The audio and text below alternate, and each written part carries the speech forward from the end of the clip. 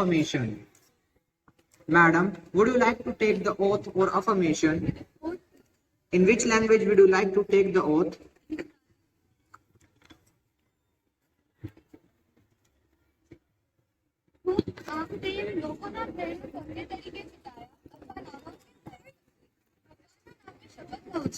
ગંભીરપણે પ્રતિજ્ઞા કરું છું કે હું દ્વારા સ્થાપિત ભારતના બંધારણ પ્રત્યે સાચી શ્રદ્ધા રાખીશ અને નિષ્ઠા રાખીશ. કાયદો કે ભારતની સાર્વભૌમત્વ અને અખંડતા અકબંધ રહેશે. હું તેને જાળવી રાખીશ અને હું જે પદ ધારણ કરવાની છું તેની ફરજો નિષ્ઠાપૂર્વક નિભાવીશ.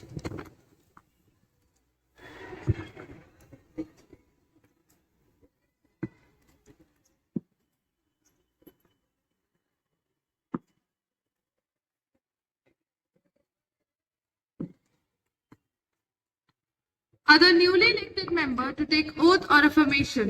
Secretary General, please. Mr. Jayant, who stand elected from Rampur constituency of Uttar Pradesh will now take oath or affirmation. Sir, would you like to take the oath or affirmation? Oath, please. In which language would you like to take the oath? In English.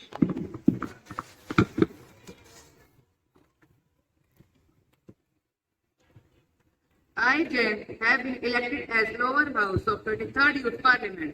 Do swear in the name of God that I will bear true faith and allegiance to the Constitution of India, as by law established, that I will uphold the sovereignty and integrity of India, and that I will faithfully discharge duties upon which I am about to enter.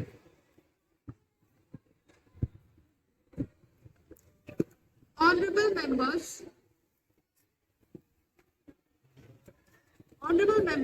as we meet today, it is my duty to inform the August House of the sad demise of our former colleague, Dr. Ashutosh Mahapatra. Dr. Ashutosh Mahapatra was a member of 33rd Youth Parliament representing Bhubaneswar constituency of Odisha. A physician by profession and a social worker by devotion, he worked in the remotest rural areas, devoting his time and energy for the welfare of the masses and the upliftment of the backward classes. An able parliamentarian, prolific writer, and a fiery orator, he used to take keen interest in the proceedings of the House. He passed away in Patna at the age of 50. May the Almighty give enough strength and courage to the bereaved family to bear such a terrible loss. माननीय महोदय जी, मैं श्रद्धांजलि स्वर्गीय युवा सांसद doctor Ashutosh Mohapatra को व्यथित हृदय से अर्पित करते हुए परम पिता परमेश्वर से प्रार्थना करती हूँ कि उनकी दिवंगत आत्मा को शांति प्राप्त हो. हम लोग प्यार से उन्हें दीन बंधु कहकर पुकारते थे. वह गरीब एवं पिछड़े लोगों के लिए एक मसीहा थे. उनका संपूर्ण जीवन दीन दुखियों की सेवा में ही व्यतीत हुआ. जनता जनार्दन की सेवा ही उनके जीवन का उद्देश्य था. उन्होंने एक डॉक्टर के रूप में देहाती क्षेत्रों में गरीब एवं असहाय लोगों की सेवा की. अपनी मातृभूमि एवं देश की सेवा जो उन्होंने की है वह स्वर्ण अक्षरों में अंकित की जाएगी. वह इतिहास उन्हें हमेशा याद रखेगा. उन्होंने श्रमिकों एवं मजदूरों के जीवन का स्तर ऊंचा करने के लिए हर संभव प्रयास किए. जन नेता, अनुभवी सांसद, समाज सुधारक एवं गरीब के जीवन को आलोकित करने वाला सूर्य अस्तांचल को चला गया, लेकिन अपने कार्यों से सदैव आलोकित रहेंगे. मैं उनकी महानता एवं राष्ट्र प्रेम के आगे नतमस्तक होकर परम पिता परमेश्वर से प्रार्थना करती हूँ कि उनकी दिवंगत आत्मा को शांति प्राप्त हो और उनके प्रियजनों एवं परिवारजनों को शोक सहन करने की शक्ति मिले. अंत में मैं वसीम बरेलवी के शब्दों से डॉक्टर आशुतोष महापात्रा को श्रद्धांजलि देना चाहूंगी. जहाँ रहेगा वही रोशनी लुटाएगा, जहाँ रहेगा वही रोशनी लुटाएगा, किसी चिराग का अपना मुकाम नहीं होता. ऑनरेबल स्पीकर मैडम, रहने को दार में आता नहीं कोई, तुम जैसे गए ऐसे जाता नहीं कोई. It is quite shocking to hear the tragic news that our beloved former colleague Ashutosh Mahapatra is no more. I do not have the words to describe his greatness. He was really a champion of backward classes and downtrodden. He was a staunch advocate of socialism and guardian thought. He was a great parliament institute political who represent his constituency consecutively for 5 times and sacrificed the cause of the people of his constituency. He was a harbinger of national integration movement and brought socio-political change in the country. I do convey my deep sense of condolence and heartfelt tribute to the departed soul. The House will stand in silence for a while to express our deep sorrow.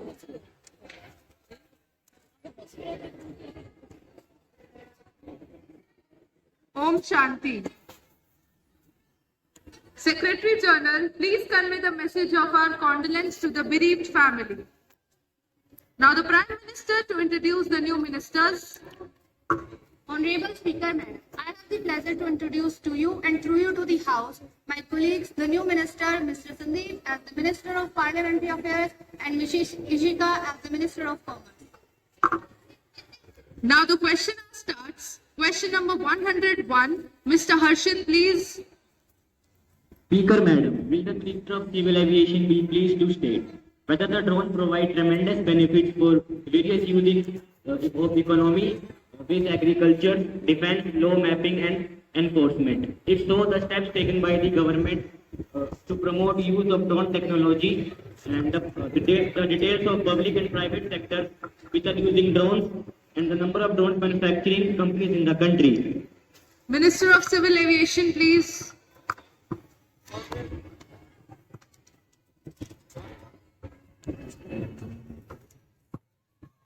On Speaker Ma'am, on offered its of the economy.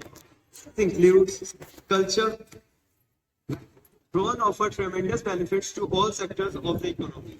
These include agriculture, vaccine delivery, surveillance, search and rescue. The government liberalized the drone rules on 25th August 2021 in order to make India a global hub for drones. Under Atmanirbhar Bharat Abhiyan, the Ministry of Civil Aviation had requested union ministries to encourage various entities under their ministries to promote use of drones. Drone outreach programs were conducted in various states and union territories to encourage startups for innovation, search and development in the emerging sector.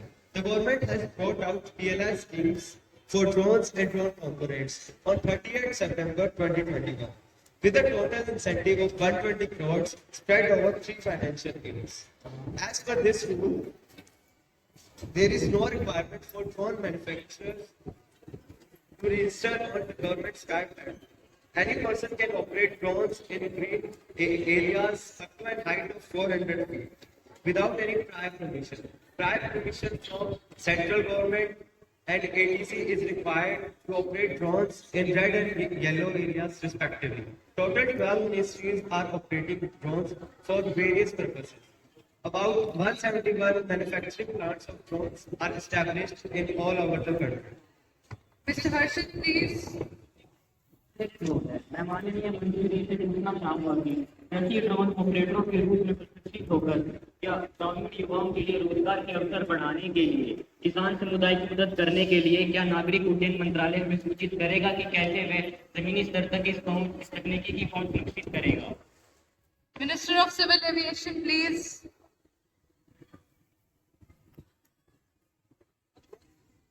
अध्यक्ष महोदय, मैं माननीय सांसद महोदय को धन्यवाद अर्पित करना चाहता हूं।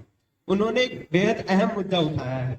यह नवाचार का क्षेत्र है और ड्रोन में हमारे जीवन जीने के तौर तरीकों को बदलने की क्षमता है और यह सुनिश्चित की प्रधानमंत्री की मंशा है कि भारत 2030 तक एक वैश्विक नेता और एक वैश्विक ड्रोन का केंद्र बन जाए। जैसा कि मैंने आपको सूचित किया है कि सरकार ने इस बारे में एक नीति बनाई है और 12 मंत्रालय है जो यह सुनिश्चित करने के लिए हमारी मदद कर रहे हैं कि इस तकनीक का प्रसार कैसे करें।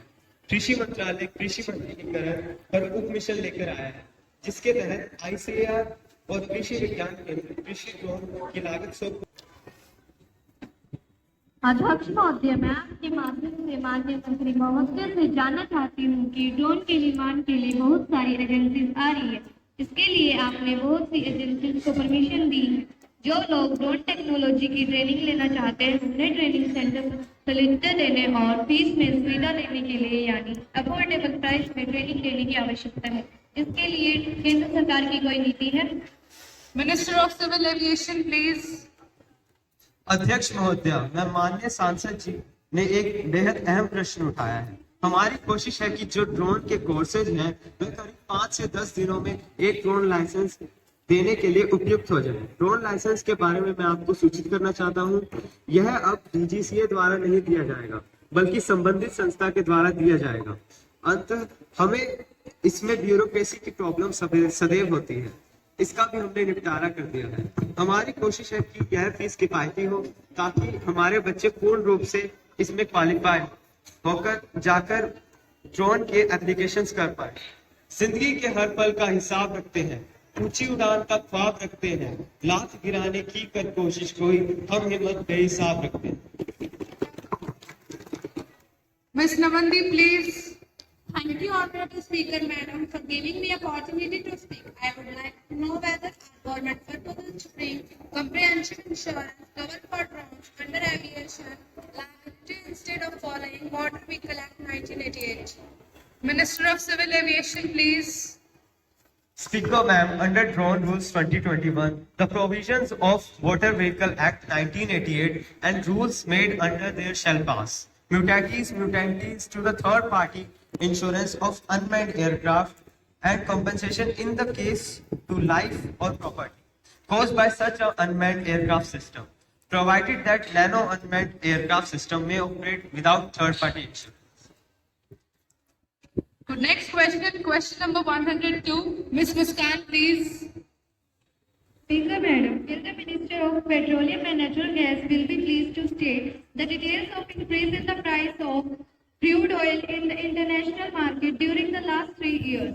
Whether the Russia-Ukraine war caused any hike in the price of petroleum products? If so, provide the details. Whether our country's reserve stock will be used to counter the price hike, and if so, the details, please. Minister of Petroleum and Natural Gas, please. Speaker Madam, I would like to thank you for giving me this opportunity to answer the question of Ms. Muskan. The prices of Indian basket of crude oil during the last 3 years are as follows. In the year 2019 and 2020, the prices were $60.47. In the year 2020 and 2021, the prices were $44.82. In the year 2021 and 2022, the prices were $160.73. The geopolitical situation between Russia and Ukraine has resulted in a steep increase in the prices of crude oil and energy. The government of India is closely monitoring the global energy markets as well as potential energy supply disruption as a fallout for the evolving geopolitical situation. In November 2021, as a bid to control the inflationary prices, the government has decided to release 5 million barrels from its strategic petroleum reserves. रहने को घर नहीं, खाने को अन्न नहीं, कि रहने को घर नहीं, खाने को अन्न नहीं, अब तो खुदा है रखवाला, पेट्रोल और डीजल के दाम में जनता को मार डाला। Members, please maintain the decorum of this house. Mr. Mayank, please. Speaker ma'am, the Honorable Minister has given a reply. Agreed to release 5 million barrels from your strategic petroleum. The government is likely to consider to reduce various taxes provided to reduce crude oil prices on domestic consumers in the international market. Honorable Petroleum and Natural Gas Minister, please. वो जो शोर मचाती है भीड़ में भीड़ी बन के रह जाती है, वही बातें हैं जिंदगी में कामयाबी जो खामोशी से अपना काम कर जाती है। और हमारी सरकार इसी बात पर अग्रसर है। Madam, prices of petroleum and diesel have been market determined to effect from 26th of July 2010 and 19th of October 2014 respectively. Since then, the public sector oil marketing companies have taken appropriate decisions to keep the prices in line with the international product prices, exchange rates, tax structure, and other cost elements. The central government has also reduced the central excise duty on petroleum and diesel by ₹5 and ₹10 per litre respectively. The measure was taken as an aim to provide a further fulfillment to the economy, boost consumption, and keep the inflation, thus helping the poor and middle classes. Mr. Dhairya, please. अध्यक्ष महोदय, क्या मैं जान सकता हूँ कि भारत सरकार ने रूस ने भारत को कच्चे तेल के उस दर से सस्ते दर पर किया है जिसे वर्तमान में खरीदा जा रहा है? होते किसके तेल की चिंता कर रहे हैं आप? Minister of Petroleum and Natural Gas, please. Bharat के कच्चे तेल की आयात से रूस की एक अहम भूमिका है, जहाँ फरवरी तक रूस से केवल 1% से भी कम तेल आयात किया जाता था, वहीं यहाँ से लगभग 12% तेल आयात किया जा रहा है। इसी के साथ रूस अब दूसरा सबसे बड़ा देश है जिसे भारत तेल का आयात करता है। जहाँ एक समय पर पूरे विश्व में कच्चे तेल के दाम $116 प्रति बैरल तक पहुंच गए थे, वहीं भारत के बड़े रियायती भाव के साथ रूस से तेल का आयात किया। इससे भारत में कच्चे तेल के दामों पर नियंत्रण रखने में काफी सहायता मिलती है। यह भारत के लिए एक डिप्लोमेटिक जीत है। हमारी सरकार का हर एक कदम देश हित में होता है। Ms. Harshita, please. Speaker Madam, I want to know from the Minister whether the domestic crude oil production will come down against the target in the current financial year. If yes, the details and the reason. Honorable Petroleum and Natural Gas Minister, please. Speaker Madam, the production of crude oil for the recent financial year has been 27.16 million metric tons against the production of 30.18 million metric tons for the recent financial year. The reasons for the decline in the production of crude oil has been due to the natural decline and the recent quota cuts in the wells of matured fields. The COVID-19 lockdown restrictions as well as the local and global market chain supply disruptions have also affected the field operations. Ms. Harshita, please. Speaker Madam, whether the government proposes to install new oil terminal deposit to various oil production companies at a certain places in the country. Minister of Petroleum and Natural Gas, please. Speaker Madam, as till February 2022, there are 306 oil terminals in the country. The installations of new oil terminals is a continuous process depending upon the needs and requirements of a particular area. As informed by the public sector or marketing companies, there are 14 under construction projects of crude oil terminals in the country.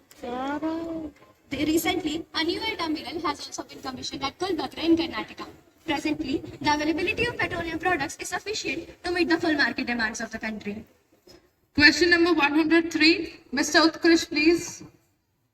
Honorable Speaker, Madam, will the Minister of Consumer Affairs, Food and Public Distribution be pleased to state whether the government PDS system is modernized and is simplified? If so, then details please. And whether the government has led any scheme to the PDS system under the Gram Panchayat? Will please state that. Honorable Minister of Consumer Affairs, Food and Public Distribution, please. Yes, ma'am. Under the public distribution system reform, the department and the state government are empowered. Yes, ma'am. Under the public distribution system reform, the department in collaboration with all state government and union territories has made unyielding efforts in the past 7 to 8 years to modernize and to introduce transparency and the efficiency in all the states. Through these efforts, all ration cards and beneficiaries' data is completely digitized in all the states. Online allocation of food grains and the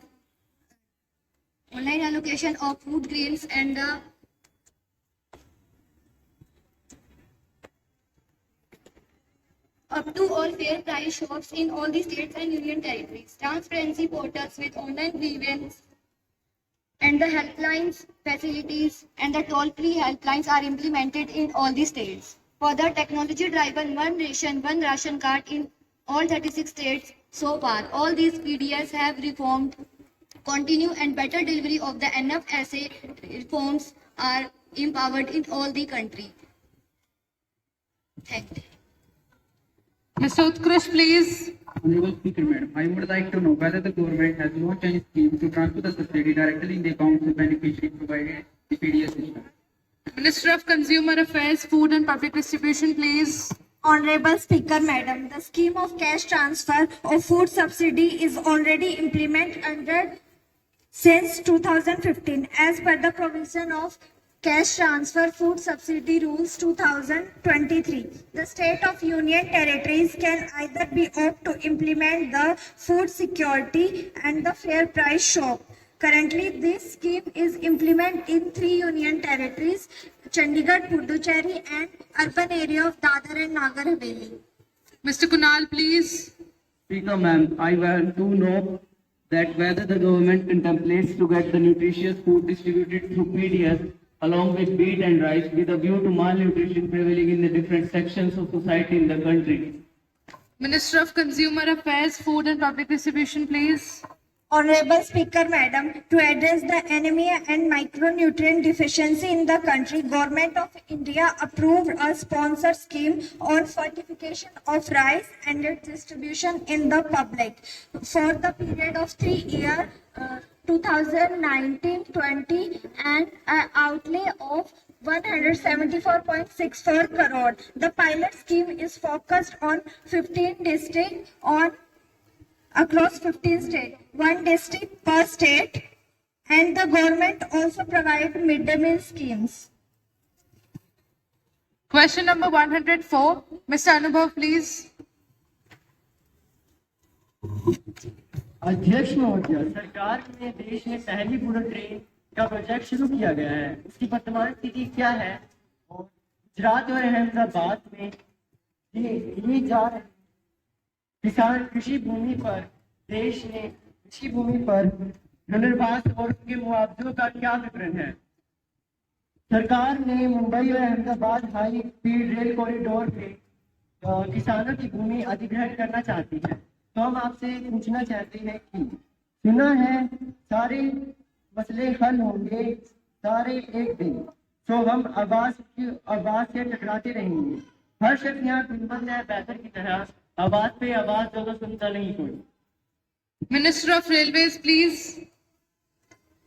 अध्यक्ष महोदय, सरकार ने Japan सरकार से तकनीकी और वित्तीय सहायता के साथ दिसंबर 2015 में मुंबई और अहमदाबाद के बीच एक पहली हाई स्पीड रेल कॉरिडोर को मंजूरी दी है और ये वर्तमान में निष्पादन के अधीन है। वर्तमान में वन्यजीव तटीय विनियमन क्षेत्र CRJD और वन मंजूरी से संबंधित सभी वैधानिक मंजूरी प्राप्त कर ली गई है। कुल भूमि आवश्यकता के अंतर्गत अब तक 1396 हेक्टेयर में से करीब 1248 हेक्टेयर का अधिग्रहण किया जा चुका है। पूरी परियोजना को वडोदरा में स्थित प्रशिक्षण संस्थान के सहित 27 अनुबंध पैकेजों में विभाजित किया गया है। वर्तमान में 13 पैकेज दिए गए हैं, 3 का मूल्यांकन किया जा रहा है और 2 पैकेजों के लिए निविदा आमंत्रण सूचना NIT आमंत्रित किया गया है। गुजरात और दादरा और नगर हवेली में स्थित कुल 352 किलोमीटर लंबी परियोजना में से 300 किलोमीटर लंबाई में सिविल कार्य दिसंबर 2020 से विभिन्न चरणों में शुरू हो चुके हैं। और आपने कृषि भूमि अधिकारियों पर प्रश्न उठाया है, तो आपकी जानकारी के लिए बता दूं कि MAHSR परियोजना के लिए भूमि अधिकरण और पुनर्निवास right to fair compensation and transparency in land acquisition rehabilitation and resettlement act 2013 के अनुसार किया जा रहा है। Miss Harshita, please. Honorable Speaker, Madam, I have come to know from the Minister that the deadline of completion of this project is increased by 2026. If it is correct, in what manner this is likely to impact the MOU with the Japanese government and Japan International Cooperation Agency, along with the total expenditures in this regard? Minister of Railways, please. Honorable Speaker, Madam, how can we forget the recent sad demise of Mr. Shinzo Abe? A friend indeed is a friend indeed. So there is no need to worry. Everything will be all right. As per the MOU, Memorandum of Understanding, the government of Japan will provide a loan of 81% at the maximum project cost. Finalization of the actual cost and the quantum of the loan shall be amended accordingly if required. मेरे जुनून का नतीजा जरूर निकलेगा, इस सिया समंदर से अमृत निकलेगा। क्यों शक कर रहे हो इस जमीन पर? बोया है पौधा तो आम्रफल भी जरूर निकलेगा। Now the questioner ends. Honorable Speaker, Madam, a serious breach of privilege has been committed by a leading newspaper of New Delhi.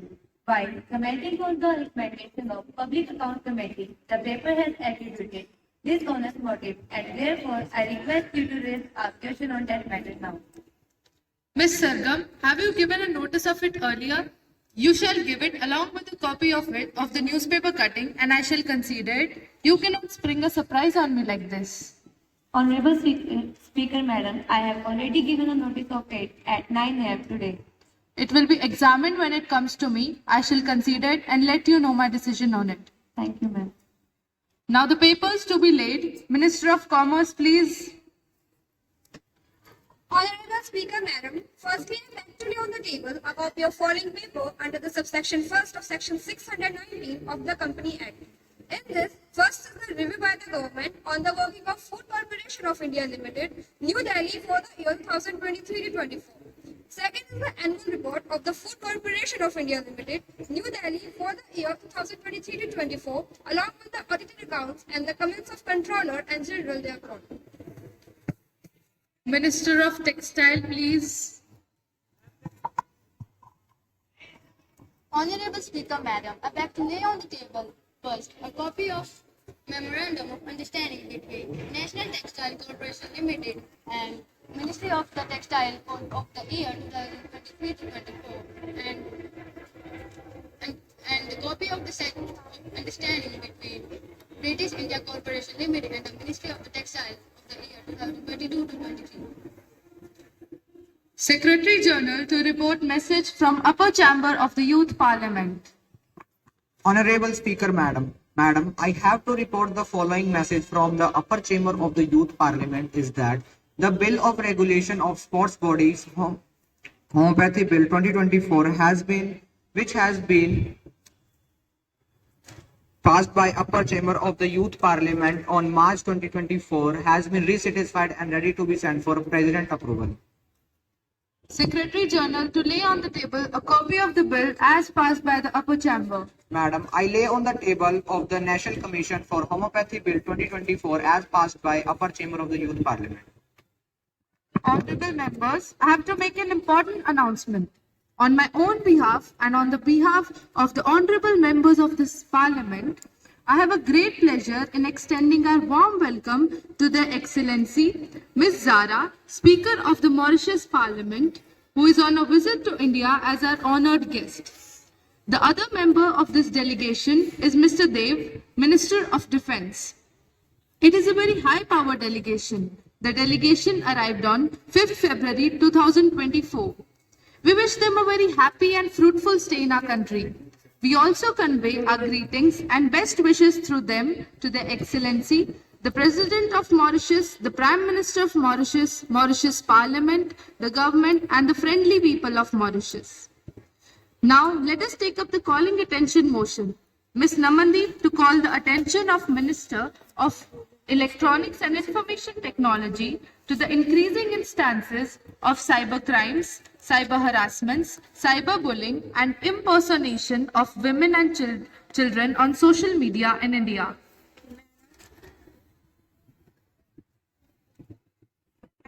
I want to call the attention of the Minister of Information Technology regarding the issue of cybercrime which have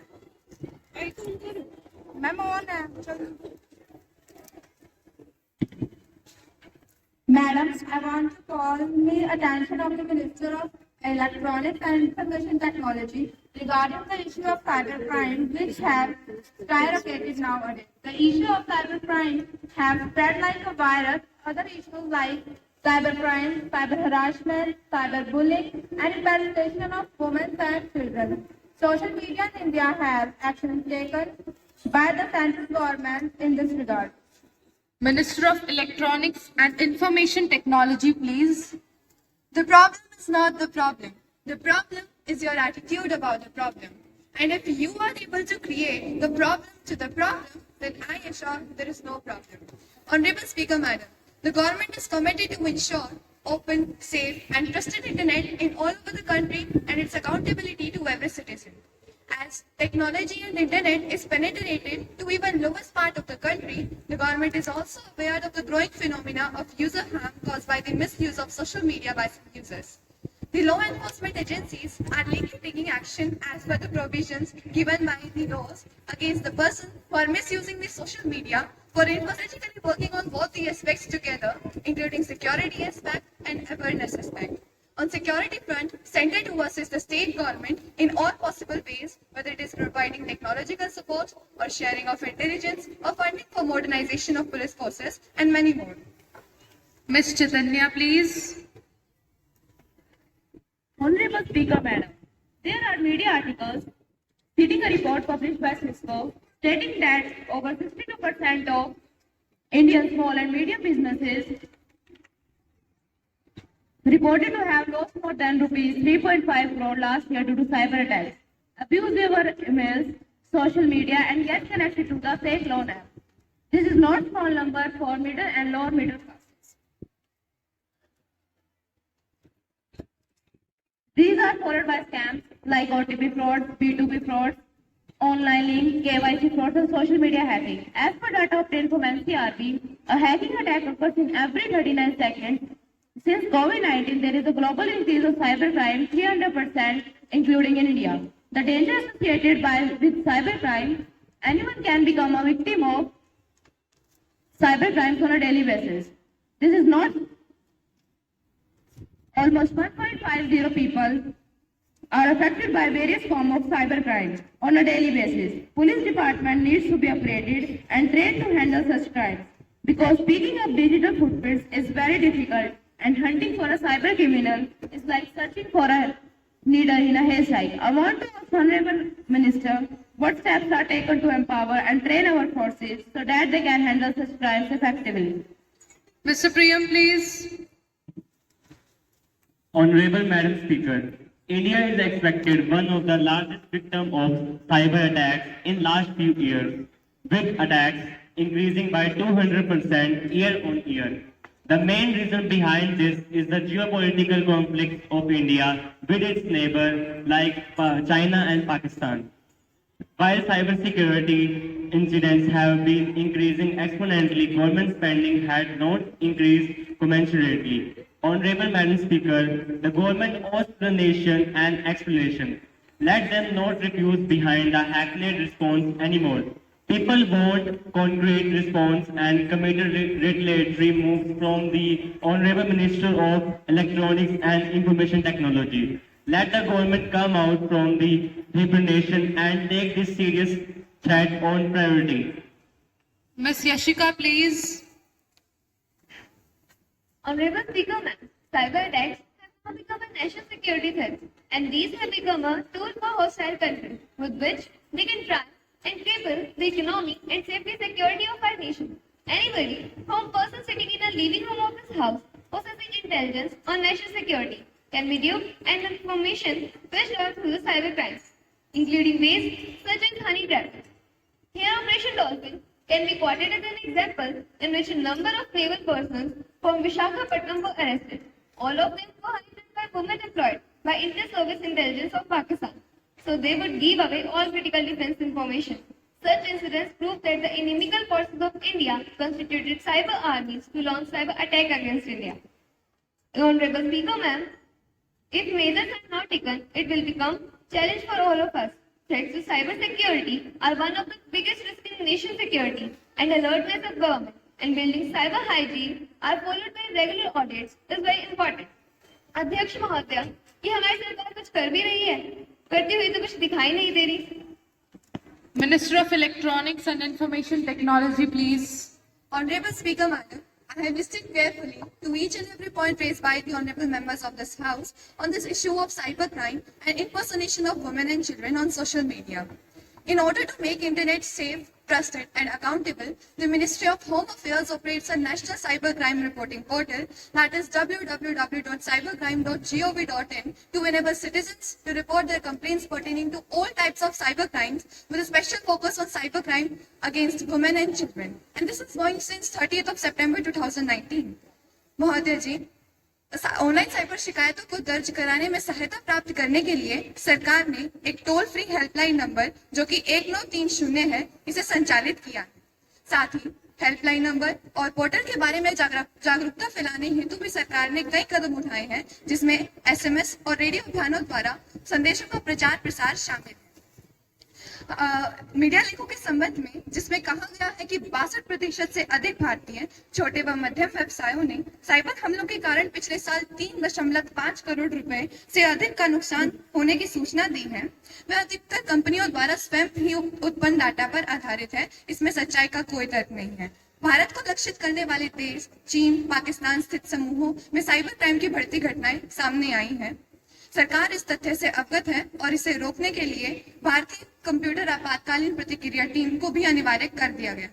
The ministry is deeply concerned with the rise in number of cases in cyberspace and cyber criminals resorting newer methods and new modus operandi to commit such crimes. However, at our end, we can take several steps so as to not to fall prey in these cyber attacks. We can secure our financial details with strong password. We can control our private and personal data. And ignoring the pop-ups and not responding to suspicious calls are some of the steps that we can take at our end. माननीय अध्यक्ष महोदय, मैं इस सदन को सुनिश्चित करना चाहूंगी कि साइबर क्राइम, साइबर उत्पीड़न और महिलाओं एवं बच्चों के प्रतिरूपण की बढ़ती घटनाओं से सरकार गंभीरता से चिंतित है कि और इसे रोकने के लिए हर संभव प्रयास कर रही है। श्री कृष्ण ने साफ कहा है कि बस कर्म तुम्हारा कल होगा और कर्म अगर सच्चाई है तो कर्म कहाँ निष्फल होगा। हर संकट का हल होगा, वो आज नहीं तो कल होगा। Now let us begin the legislative business. Honorable Minister of Parliamentary Affairs to introduce the bill.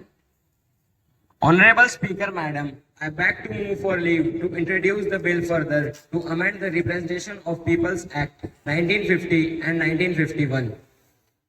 Now the question is, leave be granted further to amend the Representation of People's Act 1950 and 1951. Those who are in favor will please say ayes. Aye. Those who are against it will please say no. I think the ayes have it, the ayes have it, the ayes have it. Leave is granted. Parliamentary Affairs to introduce the bill. Honorable Speaker, Madam, I introduce the bill further to amend the Representation of People's Act 1950 and 1951. Now the House will take up consideration of the ban on single-use plastic bill 2024, seeking to ensure 100% blanket ban on single-use plastic be taken into consideration. Honorable Minister of Environment, Forest and Climate Change, please.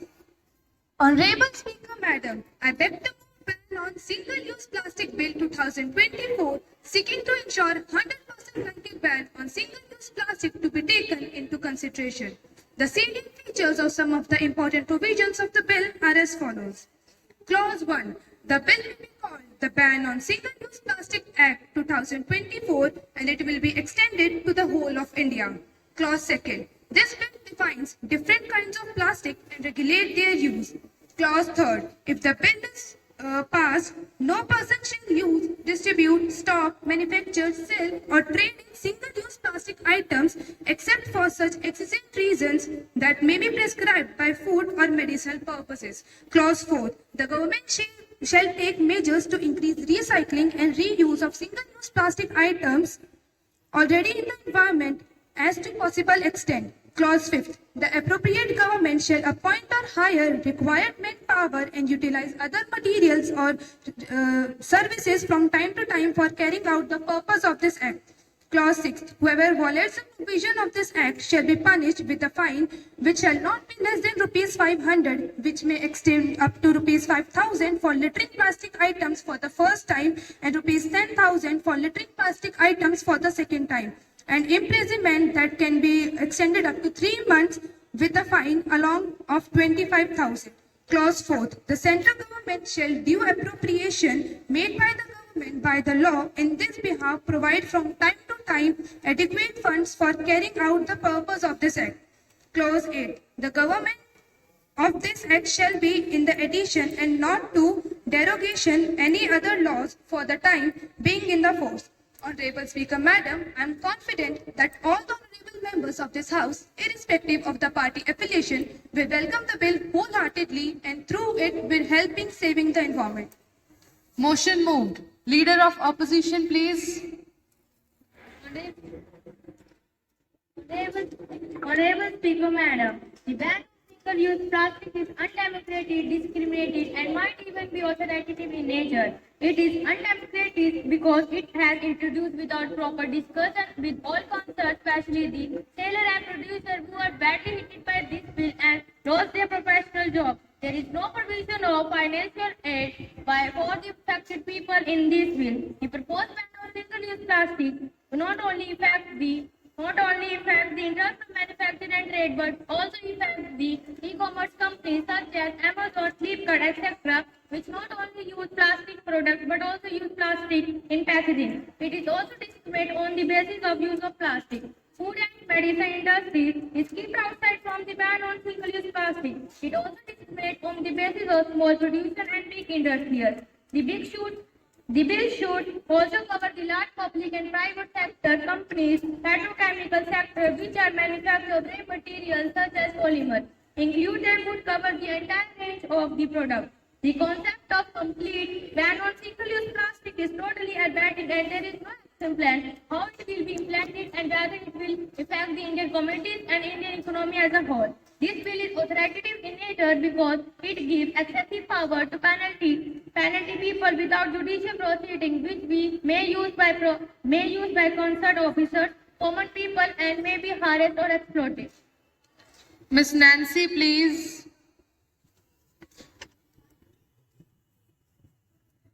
एक लंबे समय से इंतजार था। हम बचपन से ही तथ्य को सुनते हुए आए हैं कि प्लास्टिक गैर बायोडिग्रेडेबल है और हमारे पर्यावरण को बहुत बुरी तरह से नुकसान पहुंचा रहा है। हम जब भी और जहां भी अपने आसपास देखते हैं, हम देखते हैं कि प्लास्टिक कचरा हर जगह बिखरा हुआ है। भारत प्रतिवर्ष लगभग 9.46 मिलियन टन प्लास्टिक कचरा उत्पन्न करता है। सबसे खतरनाक चीज, प्लास्टिक अब हमारी खाद्य श्रृंखला में भी पहुंच गया है। वर्ष 2019 में प्रकाशित यूएनपी की रिपोर्ट के अनुसार समुद्र में प्लास्टिक की थैलियां जेलीफिश की तरह नजर आती हैं, जो कछुए और डॉल्फिन द्वारा भोजन समझ निगल लिया जाता है। हमारे इतिहास में पहली बार हमारी सरकार ने हमारे देश में सिंगल यूज प्लास्टिक को पूर्ण रूप से बैन करने का साहसिक निर्णय लिया है। मैं इस सदन में बैठे अपने सभी मित्रों से अपील करना चाहती हूँ कि वे इस तथ्य का समर्थन करें। अंत में मैं बस इतना ही कहना चाहूंगी, स्वार्थी मानव का कुत्सित मन संहार प्रकृति का है निष्कर्ता, मानव दिखती रौद्र रूप अपनी करनी पर वह मरता। मानव और प्रकृति की दूरी जो दिन प्रतिदिन बढ़ती जाएगी, आएगा ऐसा एक दिन फिर जब भूख समय को खा जाएगी। Mister Arman, please. अध्यक्ष महोदया, मेरी पार्टी पूरे दिल से इस बिल का समर्थन करती है, लेकिन मैं उन 1.5 मिलियन से अधिक कचरा बीनने वालों के लिए चिंतित हूँ जो मिश्रित कचरे से बेकार वस्तुओं को बाहर निकालकर प्लास्टिक रिसाइकलिंग श्रृंखला की शुरुआत करते हैं। भारत कचरा बीनने वालों की लगभग 41% आय प्लास्टिक से होती है। प्लास्टिक कचरे में किसी भी तरह की कमी से कचरा बीनने वालों की कमाई में कमी आएगी। अतः मैं सुझाव देना चाहूंगा कि प्लास्टिक की वस्तुओं पर उनकी उपयोगिता के पैमानों और पर्यावरणीय प्रभाव के आधार पर चरणबद्ध प्रतिबंध का प्रावधान होना चाहिए और सरकार को आर्थिक संकट के कारण एकल उपयोग वाले प्लास्टिक उत्पादों को 1 वर्ष से 2024 तक समाप्त करने की समय सीमा को आगे बढ़ाना चाहिए। Miss Simran, please. Speaker, Madam, it is with much feeling to have to address this august house. The whole country is shocked the way the bill is introduced in hurry without detailed discussion. I have serious concern about the logic behind the single-use plastic. The question is, do ban really work in India? The simple reason plastic bans will not work is that they are not built by the same regularity seriousness.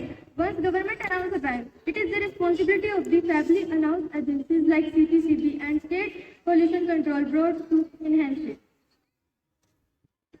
These agencies are already fighting a losing battle, calling it their job to protect the environment. Therefore, while I support the idea of bringing forward such a bill, the bill is introduced.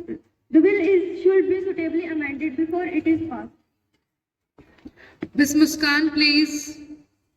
Honorable Speaker, Madam, according to a report by the Global Citizen, plastic production has more tripled since 1990, and half of the world's plastic was made after the year 2003. The World Economic Forum reports about 150 million tons of plastic is floating in our oceans. If it continues, plastic could outfish in our oceans by the year 2050. We can still change our fate by supporting this bill and adopting the alternatives of plastic in our day-to-day life. In conclude, I would like to say that I support this bill.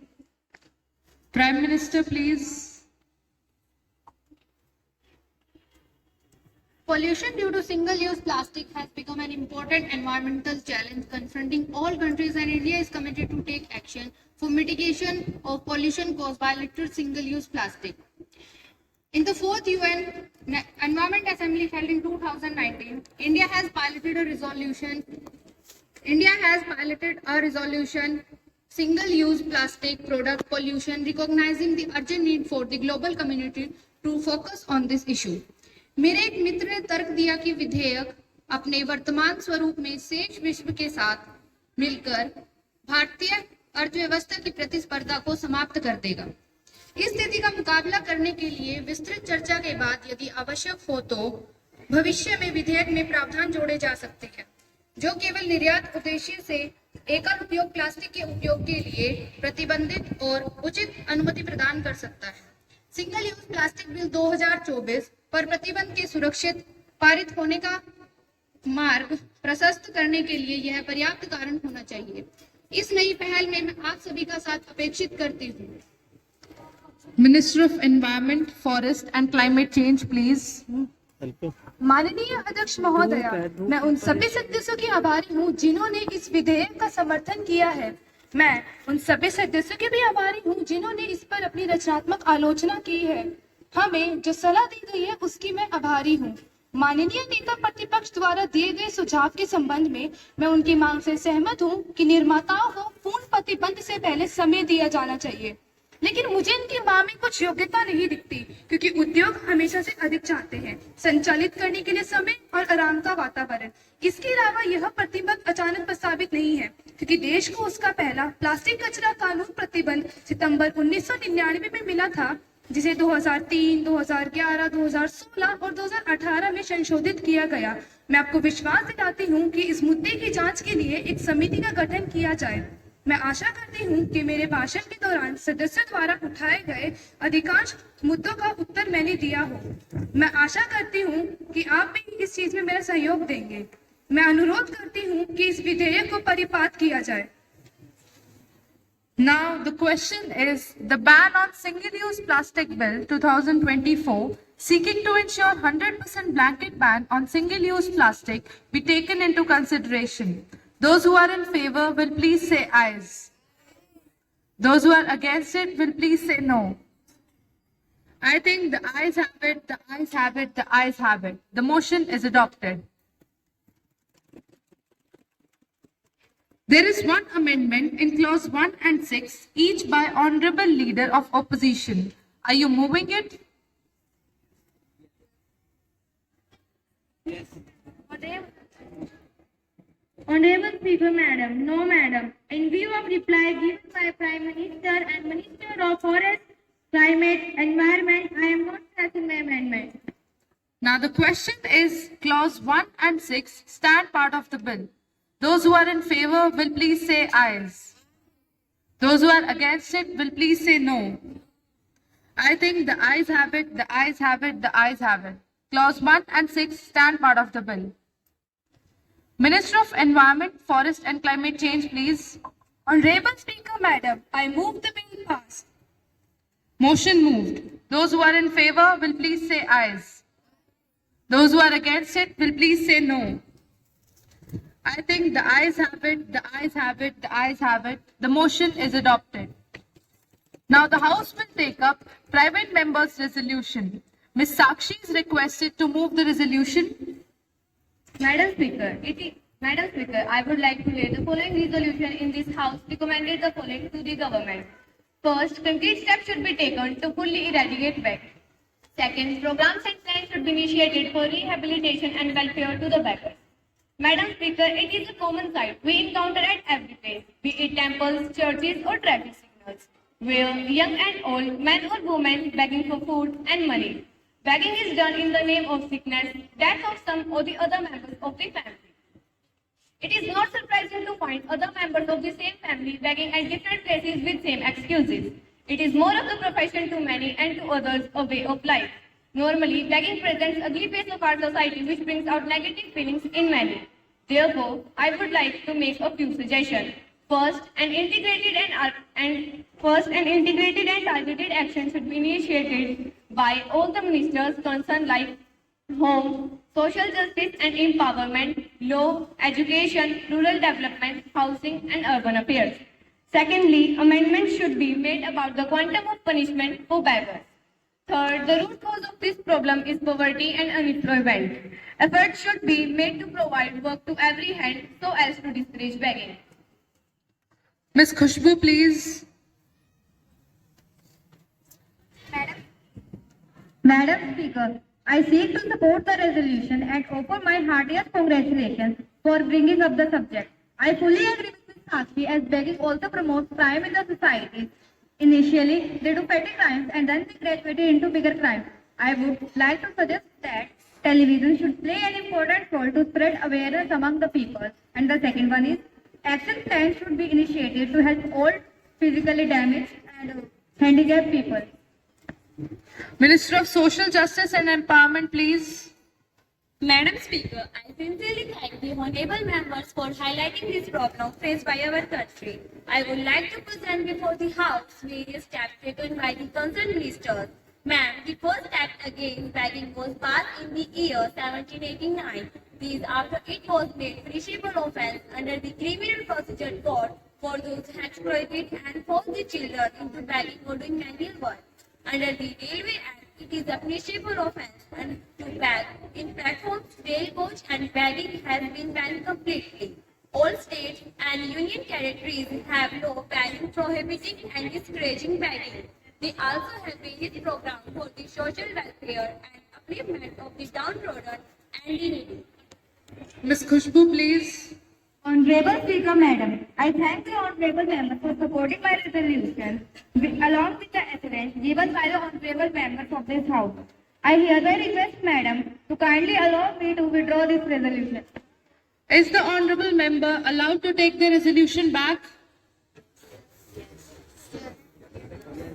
With the permission of the House, the resolution is taken back. Now the House is adjourned to meet again at 2 p.m.